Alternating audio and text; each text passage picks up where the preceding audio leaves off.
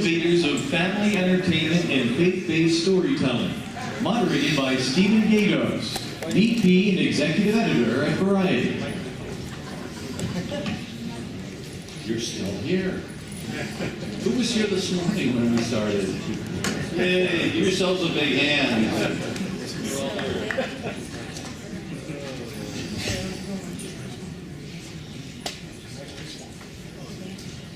If I might ask our panelists just to start here and introduce yourself and what you're doing and whether you're here, and we'll move on down.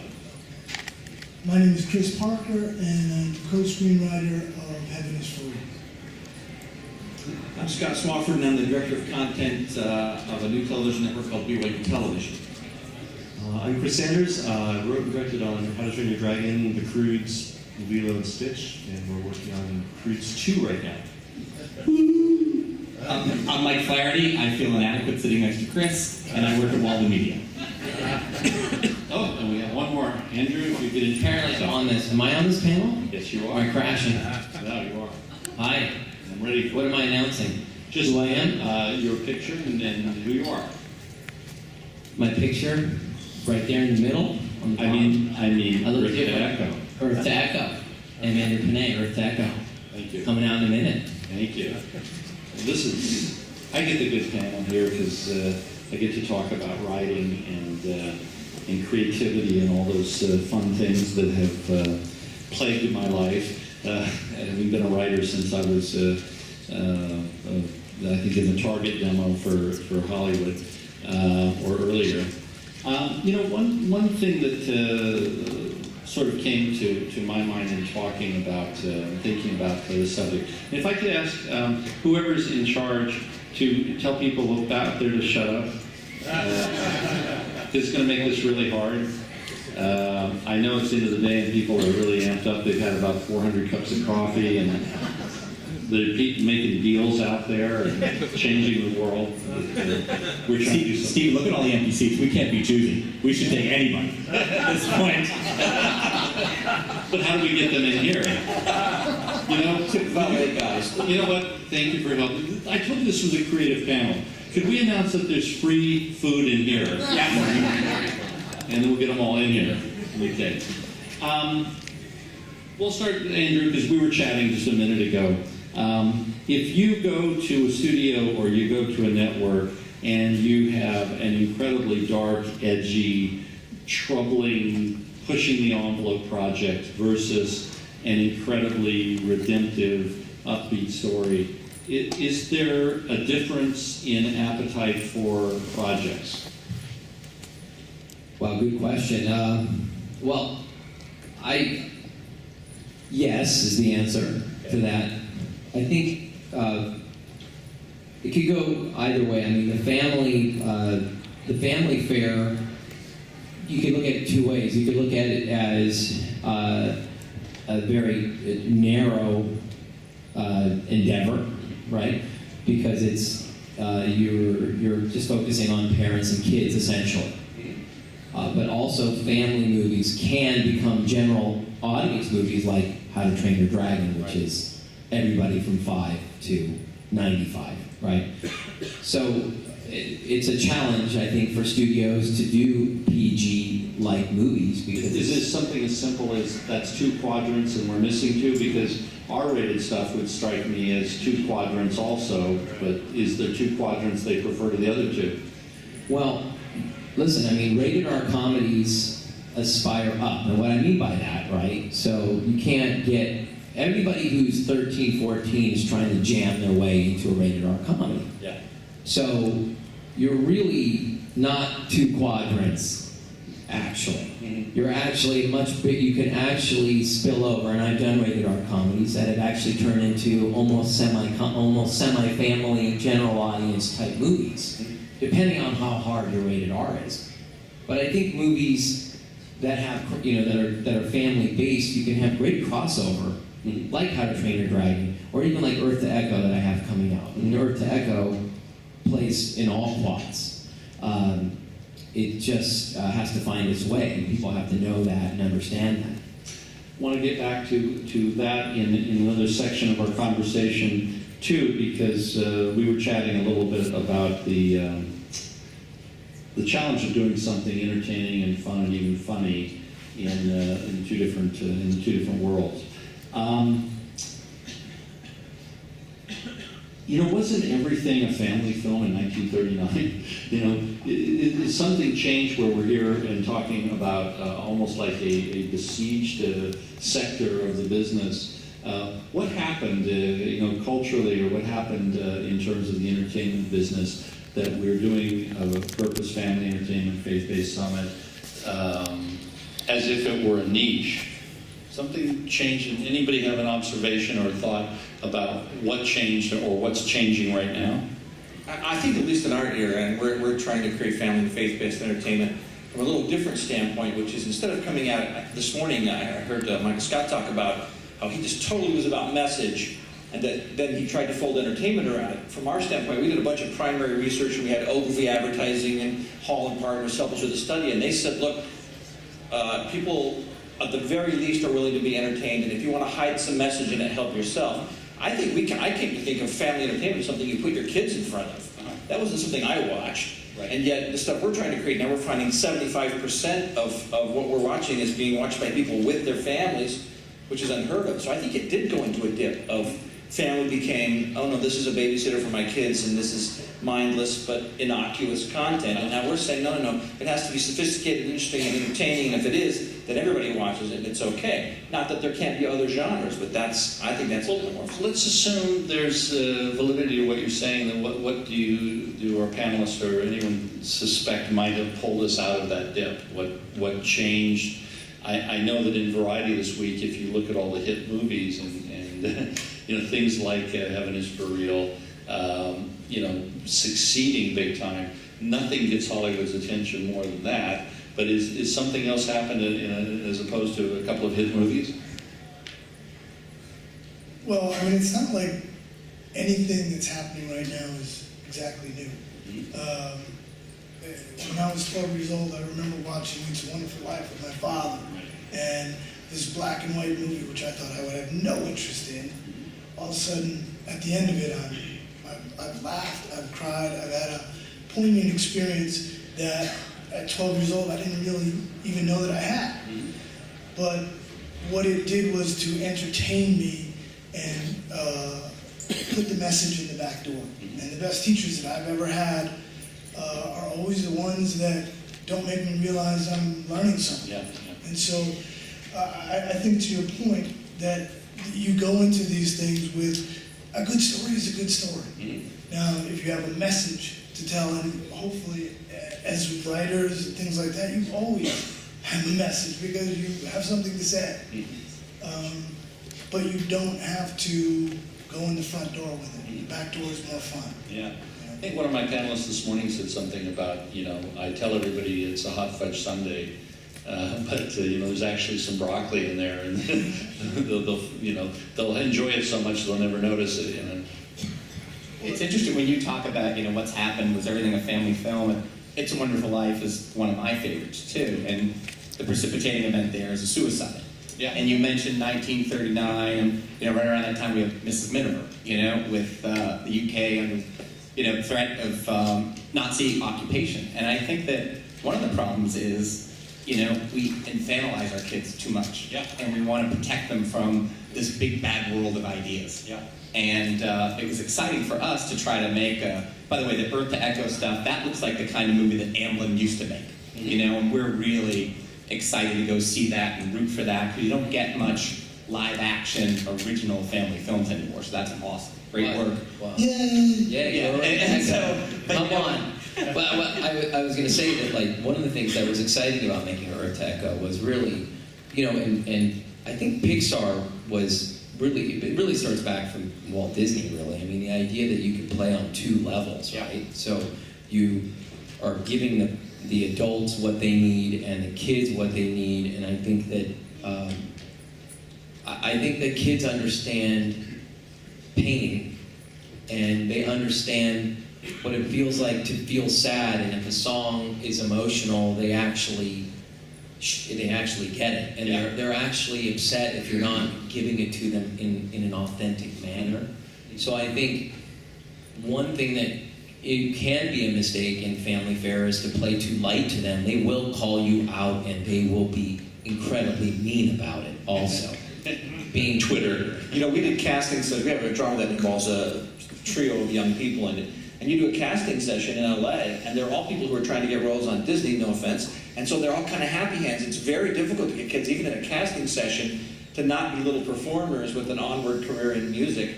They're trying to just give a real performance, and so it takes a lot of that. You think, well, that's the reflection of our culture. We've sort of, dealt with this inauthenticity so much that getting even little performers to be authentic is a challenge. Yeah. It's fascinating that we have entered into this aspect, because I'm suspecting that you guys have an NSA tap on my phone, because I couldn't quite find a way into exactly the point you're making about where is the line between something that's dark and troubling, but people forget that old Yeller and Bambi, we're still crying from those so-called family films that really bring kids to grips with things that are pretty heavy. I mean, the death. C.S. Lewis answered a note to a mom, and she wrote him a letter and said, "What's the right age for my kid to read this story?" And he wrote back, "Listen, if you want to protect your kid from paralyzing nightmares, then absolutely take your time. But if you think you can protect your kid from a world that's produced the atom bomb and communism, and you think you can protect him from a story, by keeping the story away from him, you're only making his future darker, not brighter." That's right. And I think that if, it's interesting when we first started, we're blessed to have a single investor who's courageous, and when we go through our most successful movies, it's like, okay, that one, precipitating event was, a lynching, and then it went to a juvenile detention center. That one, the mother was an alcoholic. That one, the girl died in the 5th grade. Our next one has infanticide and euthanasia. But I think that families want to have, some provocative themes and have a safe way to explore them. Yeah, I think you used the word authentic. Sorry, Chris. Well, there's nothing wrong with showing younger people that there are bad things out there, especially when you are showing them those bad things can be overcome, and in a myriad of different ways. And so, as a storyteller, you're really handcuffed if you don't do it. Well, you need conflict. Well, you can't be inspired, or you can't aspire to be anything unless there's an obstacle. Right. And they will tell you that in various ways. They're like, well, there's nothing, you can sit behind the glass and watch these kids critique your film, which is always such a blast to sit behind a glass and watch people ruin your life. We had a test screening where a 12-year-old kid said it was a little too Deus Ex Machina. Oh, really? Yeah. To which It was just when you escorted him out of the theater. First I Googled Deus Ex Machina. then we took care of him out. Then you hired him to work at the company. As a journalist and as a parent and as a consumer of television and TV and movies, I find this discussion slightly ironic that we're talking about, how much darkness our kids can absorb and everything, when on TV we have, a barrage of shows that just get darker and edgier and stranger, and I watch a lot of them and I like a lot of them, but in the back of my mind I have a teenage daughter, and you're wondering, how many zombie killings can kids absorb, not even talking about video games and first-person shooter games and all this. I just wonder if you guys, as either as parents or as creative people or observers of culture, if you have any thoughts about how really edgy and dark and violent the pop culture's gotten. These guys are really excellent at all three of them, and all four actually, at painting with all kinds of different colors available to the filmmaker. And if you don't have the dark side of the palette, then the light side of the palette is irrelevant, right? And so we set our drama in the middle of the Cold War, and a guy blows up from a crazy accident on the base, and a satellite lands on a lake. I mean, if we're imbuing it with as many colors as we can get away with, so that when you get to the parts about redemption, about somebody trying to find their way and make correct choices, that all plays out. And so while I wouldn't say any dark level is acceptable on my network, I would certainly say avoiding it is irresponsible. Okay, I mean, I won't make too much of it, but I just was curious as to whether that resonates for you, that it does seem a little bit strange that even network TV, the boundaries of network TV and the levels of really intense, hyper-intense violence. By the way, we're talking about lightness and modulating a little bit with a little darkness. I'm talking about unrelenting darkness hour after hour after hour. It seems strange to me as part of our culture. If you looked back 10 or 15 years, it wouldn't look like this. And I just, Well, I'll ask the panel this, but I mean, we're being challenged by the internet. I mean, you can't ignore it, right? Okay. I mean, the truth of the matter Good is, point. if you think about, you think about what the kids are catching probably on the internet, you can't stop what imagery. Now, I'm not advocating that for family film, the imagery that is on some of the darker shows be implemented in a family movie. That's not what it's about. Family movies are about adventure, about having a good time, and about overcoming evil or overcoming certain obstacles, that you run across in your daily life, kind of thing. But I think the darker fare, I think the reason why that's happening is, I mean, how do you blame, how do you blame the networks and the outlets when they're being challenged per hour, per second on the internet? Like, it is a very, we're losing, people are rolling to the smaller, computer screens, but taking in so much information. So it is. By the way, half that information is news, and it's the real world. Yeah, And, no, it is. so- How do you stop? Yahoo's delivering new information per second. So I'm not saying that is the only reason. I think that's a part of it. I don't know what the other guys think about the internet and about how it's driving content to a darker place, but I think that's definitely part of it. It's funny, a good friend of mine here, Mark Joseph, and he said, it's not as if Christians threw up their hands with Gutenberg. I'm like, oh, we're hosed. People are going to write all kinds of things now. What are we going to do about this? We printed a Bible. And so I am blessed to be here with Scott, because the key is you give these things too much power when you say, oh my gosh, that's dark. That's, Marilyn Manson flamed out in about 3 minutes. He had nowhere else to go. Right. And so when you watch this Studio C on BYU TV, if it would be a fascinating study in behavioral psychology to show some of those clips and show some of the Saturday Night Live clips and just ask a general audience, which ones do you think are funnier? Forget all the academic conversation about darkness and light. Which one made you laugh?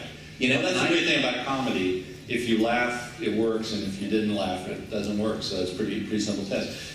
I want to get into some of your projects, and just kind of to give people a little bit of a taste of what is coming down the road, because these are very exciting projects. And I'm going to risk something. First, I'm going to risk embarrassing you, because I remember the year that Dragon came out, and the first one. And, to me, that's a franchise that just got a great review in Variety. And I think in terms of writing, Andrew and I were just talking about this. I have this theory that family entertainment writing is, generally speaking, more solidly put together, it's crafted, it has more attention to the things that I value in writing, to characterization and plotting and development and all that stuff, and is probably under-respected because the histrionic, dramatic stuff, it's like comedy never gets respect. Cary Grant never won an Oscar. It's a variation of that. Anyway, so that, I think, I look back to Dragon as maybe the best written film of the year, not the best written animated film or the best written family film, but the best written film of the year. And I was just watching Lego, and I was just saying, I don't know when the #1 movie in the country was my favorite movie, and I think maybe the best movie I saw. I just came from the Cannes Festival, and it was pretty funny to come back from that and see Lego on the plane and go, now that's good. And not only good, but I mean, any movie where the president's name is President Business, I'm giving a little bit of my politics away, but I thought it was pretty funny. That was the only thing I didn't like about the movie. Well, we'll have a political conversation. So I want to start with Andrew and start with Earth to Echo, and give us a couple of minutes to tell us what to look forward to here and what inspired you, because I know there's some very specific, almost homage in this. Well, Earth to Echo is about these 3 kids who are getting signs on their phones that something's happening. They're being taken over. There's these maps that are flashing. They decide to get on their bikes and figure out where this map is leading them to. Well, they get to this cylinder that looks like a piece of junk. They're sort of batting it around and put it in their bag like we all would when you were 12, 13 on your bikes with your nowadays with your helmets, right? And you just keep riding, and the next thing you know, what they find is this little alien that sort of. Now the twist of the movie is what is that version? What is Goonies today? What is E.T. today? What is Stand By Me today? I grew up with those movies, and I was inspired, and I was on a run one morning, and I was thinking about that part of my life. I have a brother who's 2 years younger than I am, and we used to, go out and play ball, and it was, the sun would come down, and Mom's yelling, "Where are you guys?" And we're, creating adventures and making things up, and it's, 2 outs, bottom of the ninth, bases loaded, and that's what we're doing, right? Crowd's going crazy, and I'm on the mound, and then we get in a fight, my brother and I, whatever. So it doesn't end well. But so basically, what I thought would happen today is kids would document their experience. Let's face it. 12-year-olds, 13-year-olds are documenting everything. Sure. So the very simple twist of the movie is that these kids find this alien that they develop a relationship with and document the entire evening, right, from their perspective. Now, what I think is really fun about the movie is that Echo is very small. He's very small, but he's very powerful, right? And as the movie goes on, he starts to do, and for those of you who have seen the trailers or the TV commercials and stuff, you probably catch some bits of stuff, coming apart and coming together, and these things, this little guy, now these kids are young and get themselves in over their head, and then through friendship and working together, and also realizing that for as average as they feel, and for as small as they feel, and for as young as they feel, and I feel like that every day.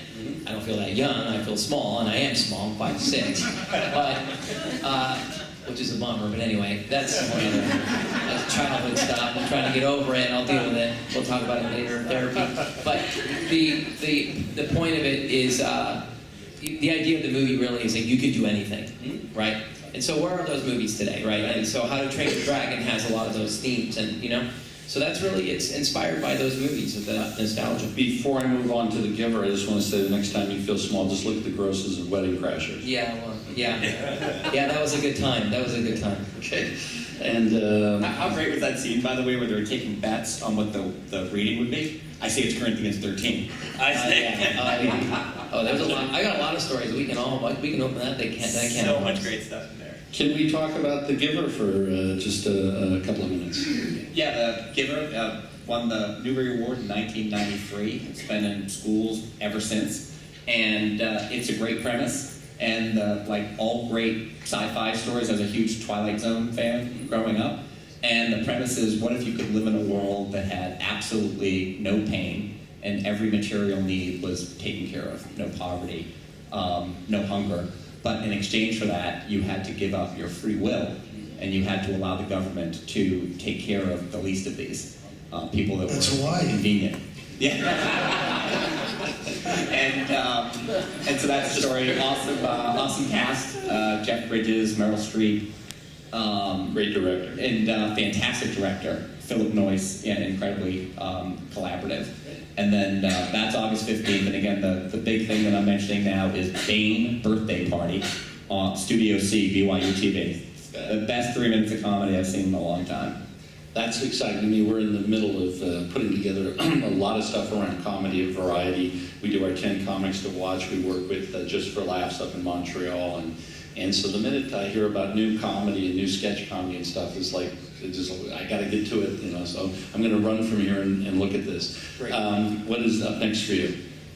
For me? Oh my gosh, well, the second Dragon is coming out in a couple days. And Premiered in Cannes. yes, yeah, and I'm also we're in the thick of it on Cruise 2 right now. Yeah. We were just having What's the timeline on Cruise 2? What is that?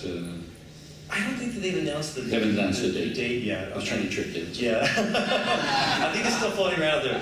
But yeah, it's funny because when I first came to animation, I think I got very, very lucky because the first people I worked with was I think some of the very best story people that were ever in animation, like Roger Allers and Ed Gombert and Joe Ranft. And and you were talking about story earlier and animation and writing and animation. And I learned so early on how much work goes into these stories. Nobody is harder on them than we are. Yes. And I think people would be surprised how many times you take the entire thing apart behind the scenes and just lay it all back out on the table. Like the car is all together and the engine doesn't sound right, so you'll take the entire thing apart from the last bolt and lay it all over the warehouse floor and just talk about like, now what are we trying to say with this? And they start putting it back together slowly. Kind of a great luxury for storytellers.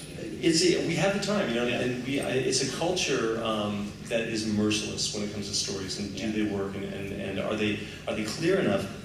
And are they excluding anybody? Because you were talking earlier about families and kids and stuff like that.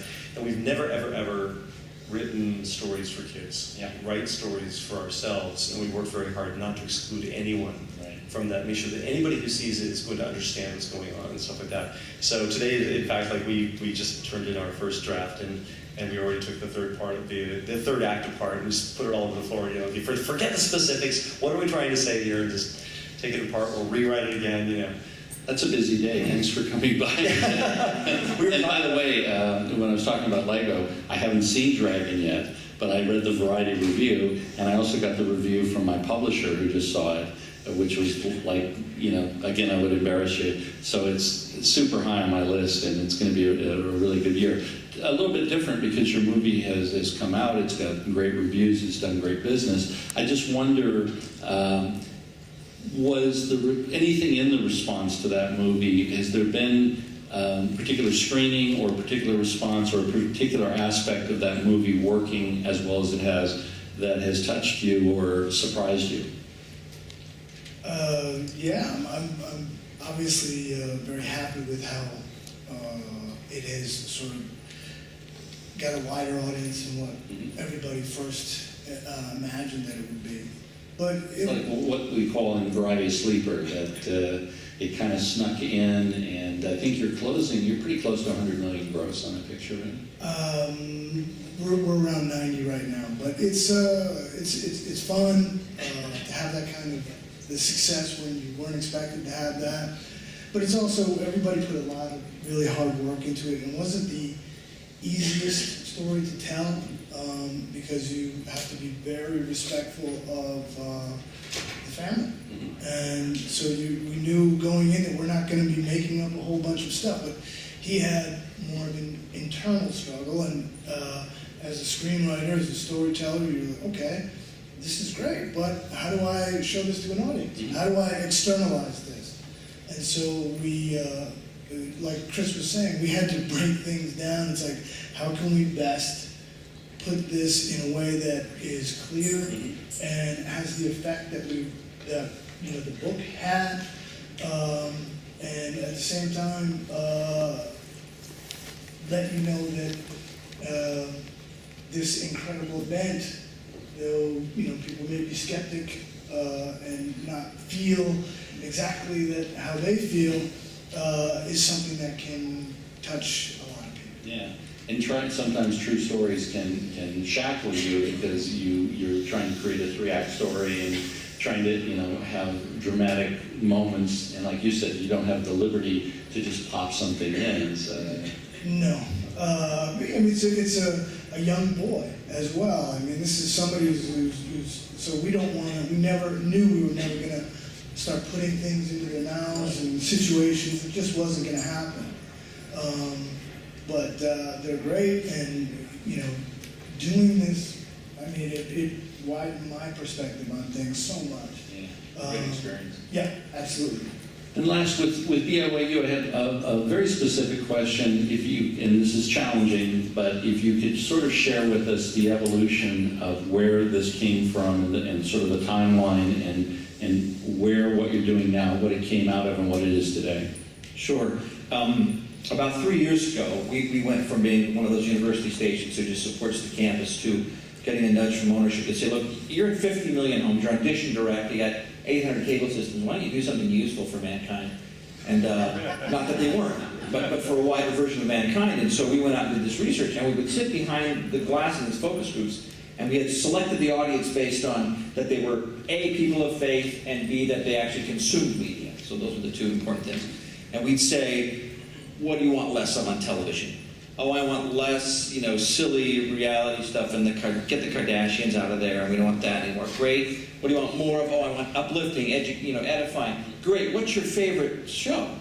And they'd say, American Horror Story and The Bachelor, and you'd go, whoa, wait a minute. I'm confused. Yeah. Do you get the disconnect here? And their attitude, they just kept saying to us, look, if we're going to take our shoes off and sit in front of television, we're going to be entertained. So if that entertains the most, I'm sorry, no matter how principled I am, this is the focus group speaking, no matter how principled I am, I'm sorry, I'm going to go for what's entertaining. So the price you pay is to entertain you. So our attitude was, we could probably get there in 10 years with reality or non-scripted, but we better go for scripted. And so Studio C, this comic Saturday Night Live homage, which is all audience appropriate, which is tough. Try being funny and clean, and make half of them laughable. That was our goal. We figured Saturday Night Live's funny about a third of the time, so if we could be funny half the time, we'd be doing great. And then we went to Granite Flats, which is this period, an hour drama, and talk about trying to get an hour drama mounted with great writing. And so we thought we want to reach out to all people of faith. We are a Mormon-owned station, so in the writers' room were a lapsed Catholic, a Buddhist, a Mormon, a Greek Orthodox, and a Reformed Jew. And so it was, you can imagine the conversations of faith that took place in there. And so, okay, Act 3 of Scene 56 is going to be about this guy solving his alcoholism with prayer. How are we going to do that? And it's the same on a smaller scale process that Chris goes through, is that, the whole third and fourth act blow up and you start over again. And I think out of that emerged this experience for, hopefully will be a home for people who want to consistently come. The great thing about features is you go and they rise and they fall and the audience tracks with you. But for us, someone wants to watch something every night, every week. Now there's a place to come. That's all right. Exciting story. Thanks, Russ. Well, I sure appreciate you all coming, because obviously you're all incredibly busy, and appreciate you coming and everybody, and what a great day. A big hand for everybody who put this on today. Ladies and gentlemen,